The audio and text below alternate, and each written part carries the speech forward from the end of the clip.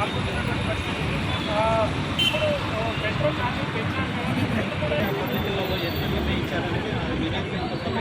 చెప్తున్నాం. ఈరోజు వాళ్ళు నిర్ణయించింది కూడా వాళ్ళకి లేదు. ఎందుకంటే ఇప్పటికే పోయిన సంవత్సరం వాళ్ళ ఆర్థిక ఈ విధంగా టికెట్ల ధరలు పెంచడం ద్వారా కొంత తమకు ఉపశమనం కలుగుతుంది, సహకరించాలంటూ కూడా వాళ్ళు మెట్రో ప్రయాణికులు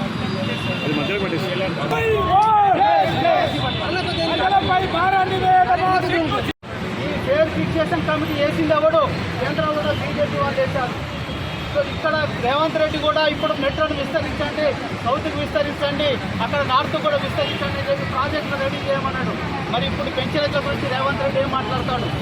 అలాగే కిషన్ కేంద్ర ప్రభుత్వం బాధ్యత, రైలు వాహనాల మొత్తంలో కూడా వాళ్ళ బాధ్యత ఉంది. మరి ఈ ఛార్జీల పెంపుదల మీద బీజేపీ వాళ్ళు మాట్లాడారని చెప్పేసి మేము డిమాండ్ చేస్తున్నాం. అందుకోసం బీజేపీ కానీ కాంగ్రెస్ కానీ మీరు మౌనంగా ఉండకండి, ప్రజల భారాలని ఆలోచించి దాన్ని తగ్గించే దానికోసం మీరు కూడా ముందుకు రావాలి.